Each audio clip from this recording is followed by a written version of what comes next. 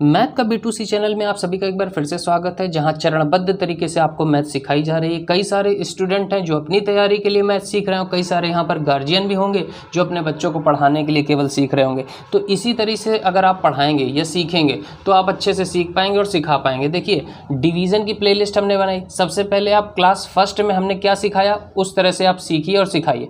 अब class second में क्या है, क्या ज़रूरी है, इसको समझिए। सबसे पहले तो 2 से 20 तक के पहाड़े सभी को याद होने चाहिए। अगर आपको ये नहीं आते तो आप बड़े बड़े डिवीज़न नहीं कर पाएंगे। केवल 10 तक के पहाड़े याद करने से कुछ काम नहीं चलेगा, केवल 1 अंक का आप भाग दे पाओगे। जब बड़े बड़े भाग आएंगे 4-4 अंकों के, 5-5 अंकों के, तो आपको ज़रूरत होगी 20 तक के पहाड़ों की। 20 तक अगर आपको पहाड़े याद हैं तो दुनिया का कोई भी भाग हो गणित के अंदर आप कर पाओगे। तो देखिए क्या ज़रूरी है, सबसे पहले 2 से 20 तक पहाड़े यानी टेबल सभी को आनी चाहिए। पिछली क्लास में हमने क्या सीखा था, पिछली क्लास में हमने इस डिवीजन के चिन्ह को सीखा था और हमने ये जाना था कि संख्या कैसे इधर लिखते हैं, कैसे उधर लिखते हैं। भाग देने का तरीका क्या होता है, किस तरह से भाग देते हैं, ये हमने पिछली क्लास में सीखा था। आज हम क्या सीखने वाले हैं, आज हम सीखेंगे कि किसे क्या बोलते हैं, यानी जिससे भाग देते हैं उसे क्या बोलते हैं, जिस संख्या में भाग देते हैं उसे क्या बोलते हैं, और भाग कैसे दिया जाता है ये क्वेश्चन करके हम आपको सिखाएंगे। देखो, हमने पिछली क्लास में ये सीखा था कि जैसे ये चिन्ह होता है तो चिन्ह के इधर कौन सी संख्या लिखते हैं, जिस संख्या से भाग देना होता है, और इधर कौन सी संख्या लिखते हैं, जिसमें भाग देना होता है। यानी जिस संख्या में भाग देना हो उसको इधर लिखें और जिस संख्या से भाग देना हो उसको इधर लिखें। जैसे यहाँ पर देखिए, यहाँ पर किससे भाग देना है, 7 से भाग देना है, और किस संख्या में भाग देना है, 14 में भाग देना है। और ये हमने पिछली क्लास में सिखाया था कि कैसे लिखते हैं। जैसे यहाँ पर जो चिन्ह के इधर संख्या होती है उसको भाग के इधर लिखते हैं और जिस संख्या में भाग देना होता है उसको बीच में लिखते हैं।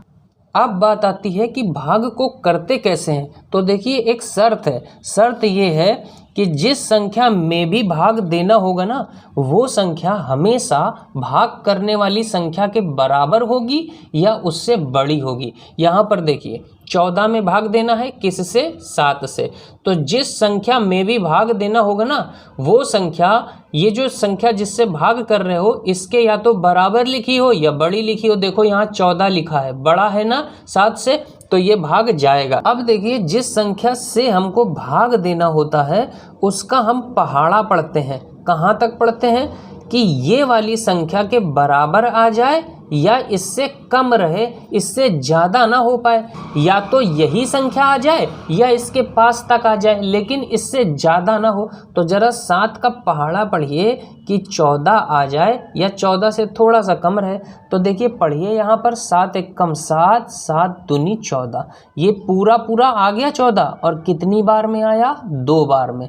एक बार में 7, 2 बार में 14। तो जितनी बार में आता है ना पहाड़े में, उसको हम यहाँ पर लिखते हैं। 2 बार में आ गया है, कितनी बार में, 2 बार में। तो 7 दूनी कितना होता है, 14। और जो ये आता है ना उसको हम इसी के नीचे लिखते हैं और फिर हम इसे घटा देते हैं। तो जब हम घटाएंगे तो देखिए, 4 में 4 घटेगा, 0 बचेगा, और 1 में 1 घटेगा, 0 बचेगा। तो 0 बचेगा तो 0 लिख दो या ऐसे कट्टम लगा दो।